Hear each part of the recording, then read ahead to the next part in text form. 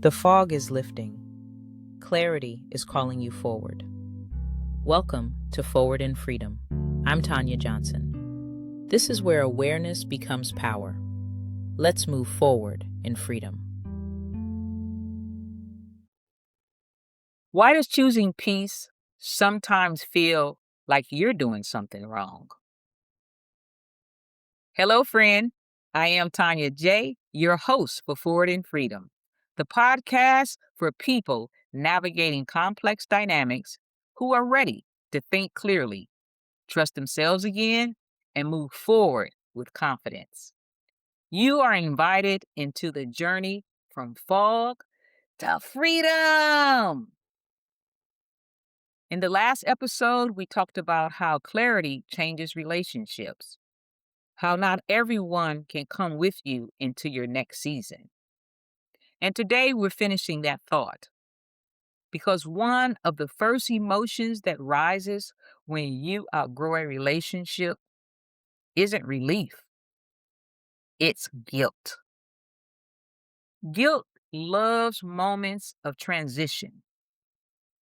It shows up when you stop rescuing, respond slower, hold your boundaries, stop absorbing chaos. Tell the truth. Choose rest. Not because those choices are wrong, but because they interrupt patterns. Most guilt doesn't come from conscious, it comes from breaking silent contracts. I'll carry this. I'll stay flexible. I won't push back. I'll make it work no matter what. I'll protect everyone else at my own expense. And when those agreements expire, guilt rushes in to enforce the old order. Guilt often appears when an old agreement expires. What does guilt versus conviction look like? Conviction clarifies, guilt clouds. Conviction steadies, guilt agitates. Conviction draws you forward, guilt tries to drag you backward. And some people assume discomfort always means wrongdoing. But sometimes discomfort simply means you are no longer willing to participate in distortion. Not every uncomfortable feeling is warning. Not every uncomfortable feeling is a warning. Some are growing pains. Now here's where this becomes more than internal. Because guilt doesn't rise in a vacuum, it usually shows up inside relationships, especially relationships that depended on the version of you that is now changing. Which brings us to something many people don't want to name. Why outgrowing people is inevitable in high conflict dynamics. Let's say this plainly. In relationships marked by volatility, control, emotional instability, or chronic blame, growth becomes threatening. When one person heals, the imbalance becomes visible. When one person slows down, the chaos is exposed. When one person requires respect, the old system cracks. High conflict dynamics survive through overfunctioning, appeasing, silence, emotional labor, shrinking. So when you stop shrinking, the relationship doesn't simply feel different, it becomes structurally unsustainable. not because you become superior, but because the arrangement depended on your exhaustion. This isn't about personality clashes, it's about viability. A dynamic built on imbalance cannot survive mutual clarity. Some relationships don't end because love disappeared, they end because distortion can't survive awareness. I want to speak gently from my own life. There were times when guilt followed me, not because I was doing something wrong, but because I finally was doing something right. I felt it when I slowed down, when I stopped trying to rescue situations that I didn't create, when I refused to keep participating in patterns that were draining me. And here is what I learned the long way: guilt isn't always conviction. Sometimes it's the grief of leaving a toxic dynamic behind. Sometimes it's the sorrow of realizing when someone never intended to grow with you. Sometimes it's the ache of releasing a version of love that kept hurting you. There were people in my life who did not want to change,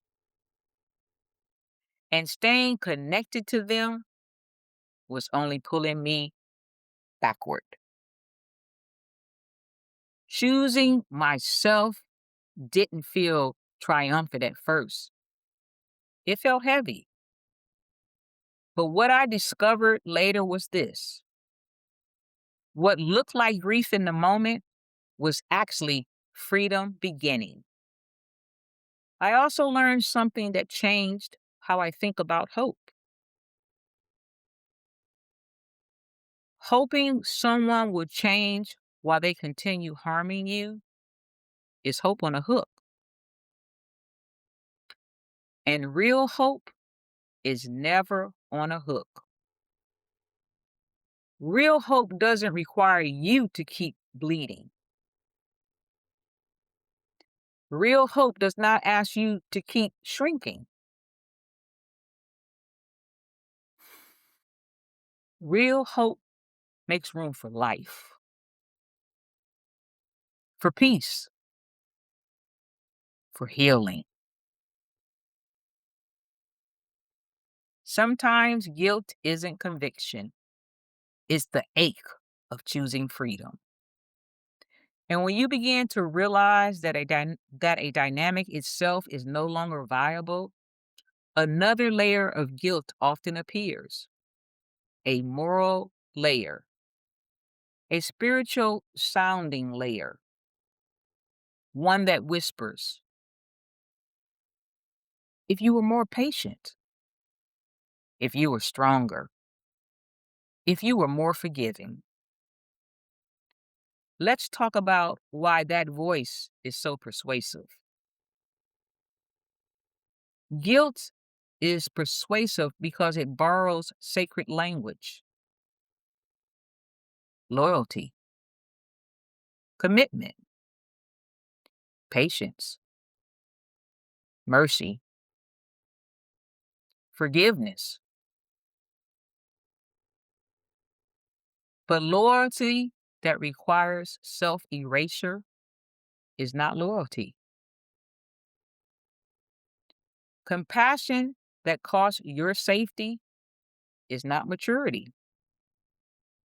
Endurance without wisdom is not virtue. Self respect is not selfish, it's stewardship.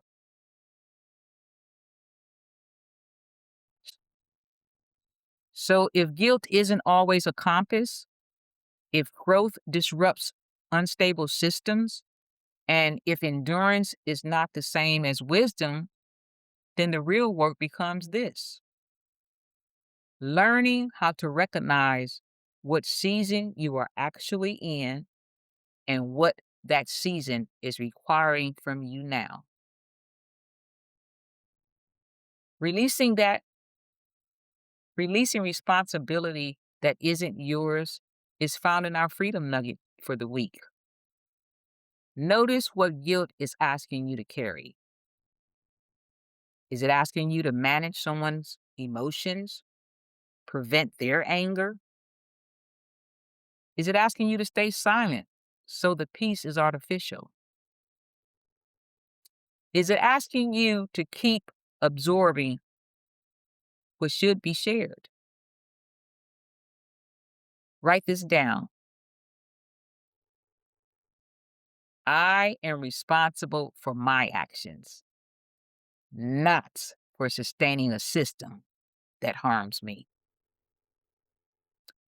Guilt weakens when responsibility is correctly assigned. You are not required to keep breaking yourself to keep something intact. And if this conversation stirs something tender, if it names something that you've been carrying quietly, if part of you recognized yourself in these patterns, I want to slow us down before we end because clarity doesn't rush, it settles. You are allowed to grow. You are allowed to mature. You are allowed to require safety. You are allowed to choose a different pattern. Growth doesn't announce itself, it simply keeps choosing clarity, one boundary at a time. Next episode, we're talking about something subtle but exhausting. What happens when you keep explaining yourself to people who have no intention of understanding? Why over explaining drains you? Why you start auditioning for peace?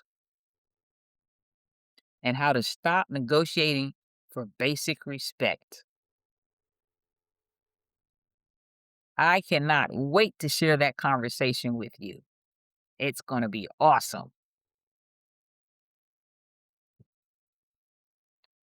If today's episode names something that you've been carrying, let that sit with you.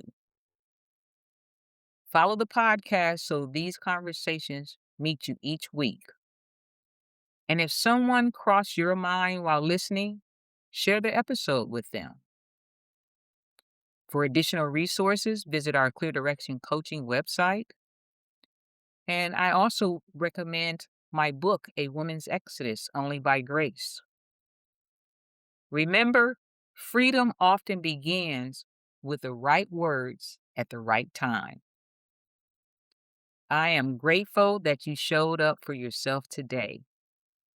This is Tanya J, your host for Forward in Freedom, where we move from fog to freedom. And this is the work of walking free. Until next time, walk forward with clarity.